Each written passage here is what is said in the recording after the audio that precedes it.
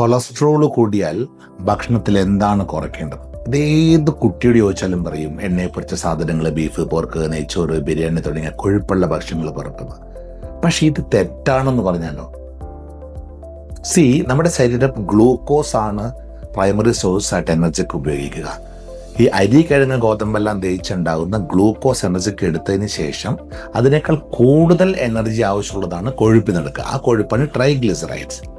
അപ്പോൾ കൊളസ്ട്രോൾ കൂടുമ്പോൾ ആദ്യം കുറക്കേണ്ടത് അരിയും, കിഴങ്ങ്, ഗോതമ്പ് തുടങ്ങിയുള്ള ഗ്ലൂക്കോസ് ആയി മാറുന്ന ഭക്ഷണങ്ങളാണോ, അല്ലെങ്കിൽ കൊഴുപ്പാണ് കുറയ്ക്കേണ്ടത്? ഇത് കുറക്കാതെ കൊഴുപ്പ് കുറച്ചിട്ട് എന്തെങ്കിലും കാര്യമുണ്ടോ?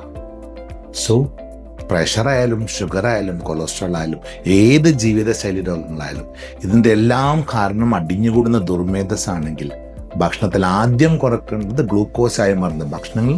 അതിൻ്റെ കൂടെ ഈ പറഞ്ഞ വറുത്തതും പൊരിച്ചതും കൊഴുപ്പുള്ളതും കുറച്ചിട്ടുണ്ടെങ്കിൽ എന്തെങ്കിലും കാര്യമുണ്ട്. നമ്മൾ ഭക്ഷണം കഴിക്കാൻ പഠിക്കണം. അതിലാണ് ജീവിതശൈലി രോഗങ്ങളുടെ ചികിത്സയുടെ അടിത്തറ കിടക്കുന്നത്. ഓക്കെ.